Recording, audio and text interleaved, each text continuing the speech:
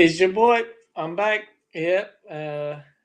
Maybe I wanted to do this because I beat Caleb. Probably not. No. I'm just kidding. I'm doing this more for the greater good of the league. We got 4 weeks left, so every week things are going to change. People, especially when our standings are so close right now. So yeah, let's just plan on one every week. I'm going to try to if I have time. If I don't have time, then it'll be every 2 weeks. Who knows? But yeah, I'm here. All right. Real quick before we get into it.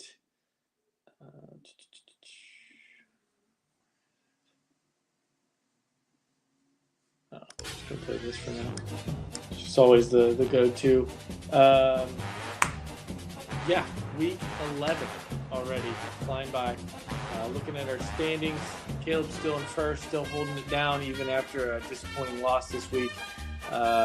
3 teams there, 6 and 4. One of those teams is not like the other. We'll get to that here in a second. Then we've got 3 5 and 5 teams. So between second and 8th is a 2-game difference. Me in the lone 4 and 6, holding up the bottom of the pack there with a big win. And then we got 2, 3, and 7 teams. Looking at playoff percentage, I was like 27% last week.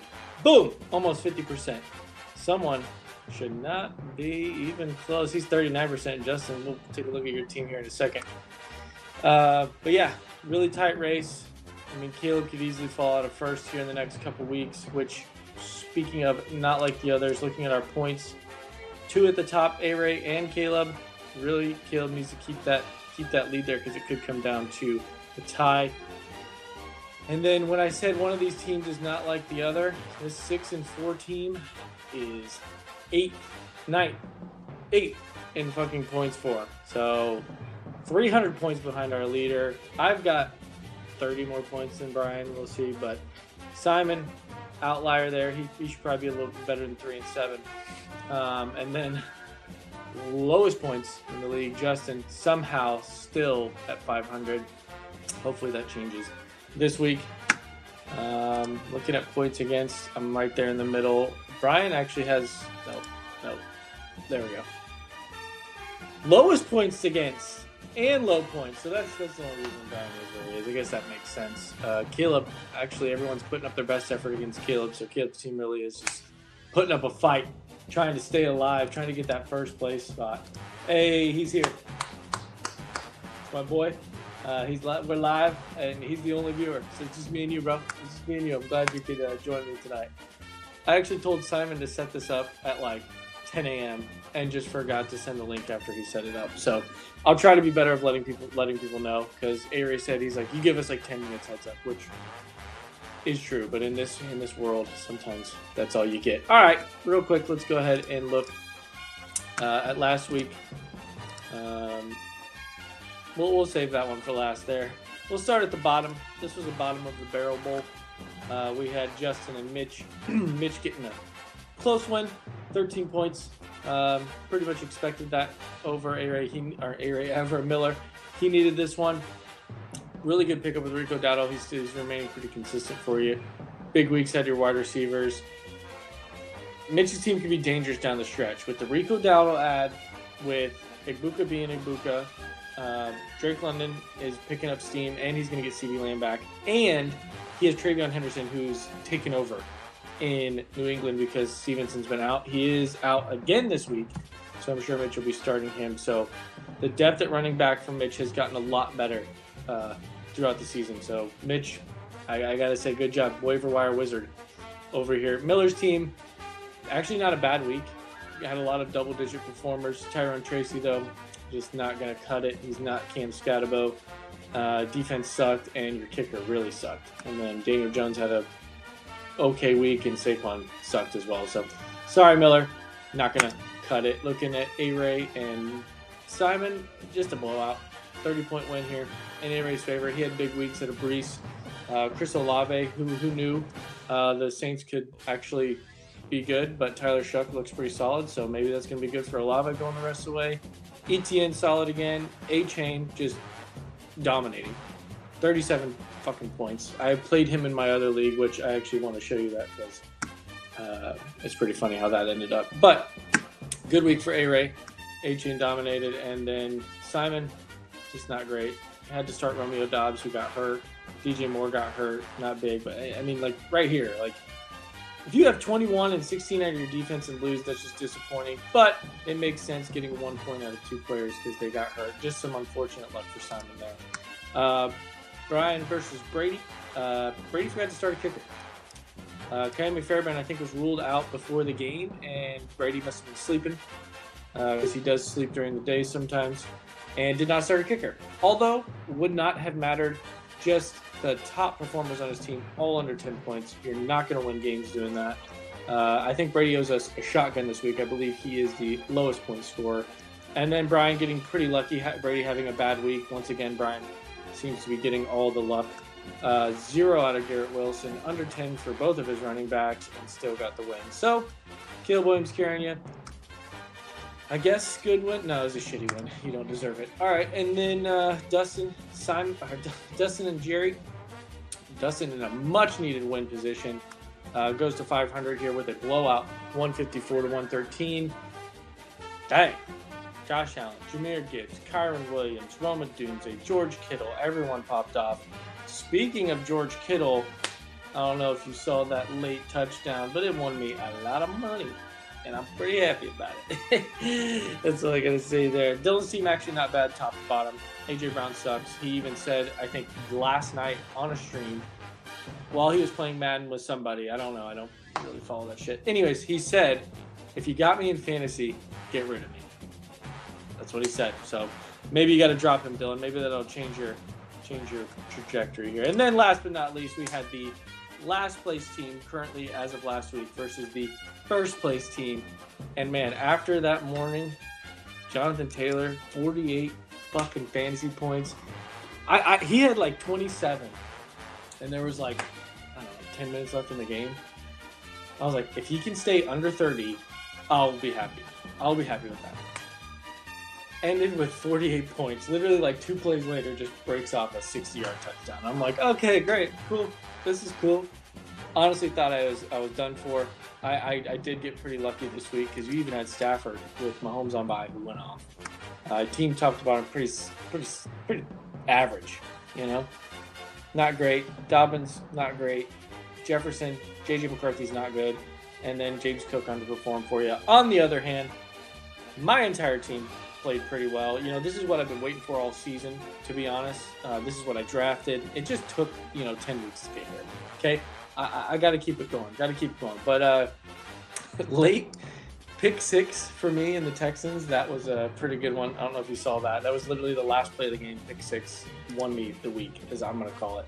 And then everyone else did pretty solid. Nico, good week. He didn't even score a touchdown. Woody Marks, what a freaking pickup and play there. I had to start him because I had Chase Brown on by, and I'm not starting Jordan Mason or Devin Singletary. Caleb, that sucks. I got pretty lucky. At least you got Jonathan Taylor. At least you got James Cook. Your team's still good, and you're going to make the playoffs. All right, let's go look at some waivers. Let's go see who blew some money, who wasted some money. I think no one really did anything today. Let's look here. Today's waivers are pretty weak. I mean, there's really 3 players in the league that are trying to win a championship. Here they are. That's me, Dustin, and Caleb. Everyone else is caught sleeping. I overspent on my guy. Dustin won by $2 on the Cowboys. Decent streamer. We'll see. Their defense typically sucks, so who knows. And then Sean Tucker, not a bad ad there. Looking at the waivers from that's not it. Last week. Did we go over this? I think we did. Yeah, we did. This one did not pan out very well. Jets played. I don't think they did very well. Yeah. Jets ended up scoring a lot of points on them somehow. And that's with 2 defensive touchdowns. So, not a great pickup there. I've already dropped Singletary. It is what it is. Tucker, whatever. Who gives a shit? Real quick. Me getting lucky in this league, I know you don't like me talking about my other leagues. So, like, I beat Caleb by 1 point in this league. If you look at my other league, which, yes, it is a similar name. I have Drake London, but I have Drake May and Baker Mayfield in our league. In this league, I lost by 0.5. and I put up 144 points. Would have beat everybody else in the league, as you can see up top. But I played her. And she started St. Brown, Jameson Williams, same team. Marvin Harrison Jr., Trey McBride, Mark Gaines. She started 2 tight ends. She had Devon Achane. But her team went off. I lost by 0.5. So all my luck was used in our league. I'll take it, though, because our league is the only one that matters. Okay. Real quick, Caleb, you called me out saying, like, oh, you had the best game against me. They got the best game because JT had his best game against me, which is true. Let's just take a look at some other players that beat me because they had their best game. This one doesn't really matter. Week 2, I played Miller. Kamara had his best game. It was only 14 points. Not great. Still Kamara's best game. Week 5, I played against Mitch, and I lost. Rico Dowdle, waiver wire ad, 30 fucking points. Best week. Emeka Egbuka, 27 points. Best week. Both against me in week 5. Jump into week 7, played against Simon. Jamar Chase, 30 points. His best week of the season against me. 2 weeks later, I play A-Ray. I lost to A-Ray. And don't know if you remember that game. Overtime. Brock Bowers, 37.5 points. Best game against me. And then lastly, JT, 48 points. You know, it just happened. It's all luck. It's all it is at that point. All right. Let's go ahead and take a look at next week because, once again, at this point, every week is truly important. I wish I could play videos and do like the matchups of the week, but of course I can't. We're going to go ahead and start with top versus bottom. Caleb, could you get upset again? It's possible. It's possible that you could get upset. Yeah, okay. I did the research I did took 5 seconds. I literally just went to every game and just picked the player, and I was like, oh, this is best week. Too easy. Anyways, I'm glad you're here. I'm glad you're joining me. Thank you. Caleb versus Simon. Caleb really needs that win to just solidify his playoff spot. I'm pretty sure you got it with 7 wins, but I'm pretty sure once you get to 8, you've locked it in, especially having the most points. So this is a big game for Caleb. Last time they played 150 to 119. Simon did put up a fight, but it wasn't enough. He did get Mahomes back playing Denver. You don't like it. James Cook against Tampa Bay should be fine. Got to start Charbonnet this week because the man himself, Jonathan Taylor-Thomas, is on bye. Charbonnet should be fine. The Rams do have a good defense, so might not be great, but I could see him falling into the end zone, maybe getting you like 20, 30 yards. So not terrible. Jefferson, great matchup against Chicago. Will JJ throw him the ball? We'll find out. Ladd McConkey's been on the tear. Samuel Portas, I think he got hurt, didn't he? Anyways, he is questionable. Maybe he's not playing. Maybe he's playing. Who knows? Pickens against Vegas, you love it. And then also you just got to go at kicker. Herbert's been good. Josh Jacobs has a good matchup. He's not playing Ramondre, so that will change. We'll probably throw Kenneth Walker in there. Yeah, so it'll be a little bit closer than what is projected now because he's ruled out. He got Jamar back. He was on bye last week. Franklin, we'll see. He plays the Chiefs. Can't go against the Chiefs. Fannin, decent pickup. Shakir should be okay. It'll be tough. Obviously, I think it'll be close. Caleb, it's going to be rough without JT. I'm going to be honest. Your team's looking a little rough without JT. But I'm going to take Simon here. I think Caleb falls again. You're going to fall to another bottom team. 3-7. Don't beat the 7-3 team. Book it. All right. Looking at Mitch and Brian. Mitch projected 128. Wowzers. Actually, should be pretty close, hopefully. Brian's team sucks, though, so probably won't be. Is he starting Darnold? Yes. He still has Joe Burrow. Way to keep him, Mitch. He's supposed to be back, I think, in like 2 or 3 weeks, so might have your quarterback back. Mitch might win the league. I'm just going to say that right now. Don't like the matchup there. Love it. It's okay. Love it. Love it. Love it. Love it. Mitch has got great matchups. I don't know if Brian's going to be able to stand a chance here. It all depends on his running backs. On paper, they look good. They've been pretty solid, but Derrick Henry's kind of underperformed. Quinshad Judkins is touchdown dependent, so we'll see. Puka, QJ against Jacksonville. Okay.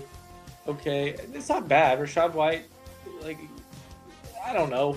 He's been splitting carries more with Tucker, so I think Mitch is going to take it here. I think Mitch goes to 6-5. Brian goes to 6-5. It's gonna, like I said, our standings are just going to keep going up and down, up and down.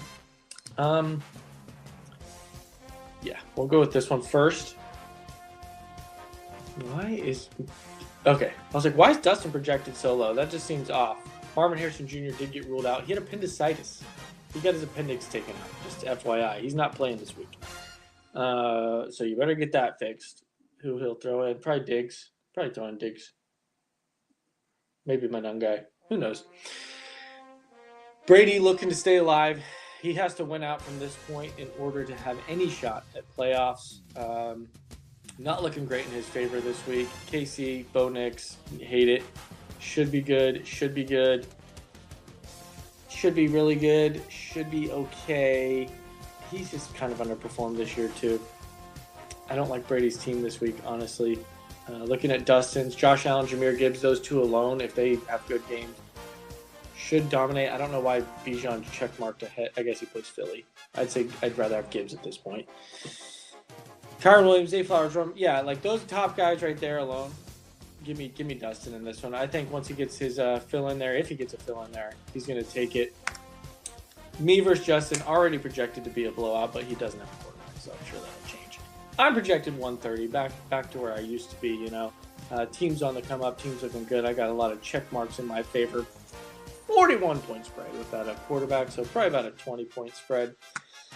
I do like some of my matchups here. Tennessee sucks. Ashton Digi versus Dallas should feast. We'll see. Knowing the Raiders, they probably won't give them the ball until after half. Drake May versus Jets. Love it. Number one quarterback. What a steal. I got him in like the 10th round. I don't even need to look at it. He's questionable. Who knows if he'll play? I think he will. Trey McBride's on a tear. Chase Brown's been really good with Joe Flacco. I like my matchups. I like everything about my team. Not so much Justin's. Although I do like your wide receivers. Those two have been pretty hot as of late. Saquon should have a decent game here too, depending on who you get. You have Jared Goff, so against Philly, if you put him in there. Kelsey against Denver. He's always pretty good against Denver. You got a shot. I'll say that. You got a shot. I can't pick myself. Somehow you'll end up winning this game. I really hope not. But yeah, if I do win this game, I really hope you have the shotgun up here. And then this one would probably be the game of the week just because of the standings. We have our second and third place game. Our second and third place team playing against each other, A-Ray and Dylan. A-Ray, way out projecting. A-Ray came over to me at work and he was like, I think this is the best team I've ever had in fantasy. And I said, no, your team sucks. Although his team is pretty good. He is projected 142. That's actually an insane projection. Dylan got the edge last time they played in week 2. I don't think that's going to go this way this time. He has Hurts against Detroit. Hurts has been not great. I'm actually surprised he's projected 24 points. What? Okay, so he was playing pretty well there for a minute. Didn't have a good week last week. That was Green Bay. This is another NFC matchup, so it could be a low-scoring game for him. A-Chain's going to have 40 again against that shitty defense. Etienne's been very consistent. Amon-Ra, Rashee Rice. Denver, you don't like that very much. Brock Bowers could have 50 points again this week against Dallas. Same with Javonte Williams playing against each other there. 2 Monday night matchups. That'll be an interesting Monday night football. Got a lot riding on that game. And then Dylan's team, Lamar against Cleveland. Don't like it. Divisional game. Good defense. Could underperform. He'll go off. He'll be good. He's unstoppable. He's been good as of late. Will that continue? Who knows? He's boomer bust. Oh, Dylan does have a kicker in, so this will be a little bit closer, actually. Yeah, it's a close game here. I think I'm still going to lean A-Ray. A-Ray's still got those really good matchups for his really good players. A-Ray moving into a tie for first after Caleb loses assignment. It's going to be insane. A lot is going to change in the next 4 weeks. I mean, if I can beat Miller here, there's a chance I make playoffs, which I didn't think was going to happen this year. But I got to beat Miller first. Just looking at our standings one more time. I'm thinking playoffs, Playoffs.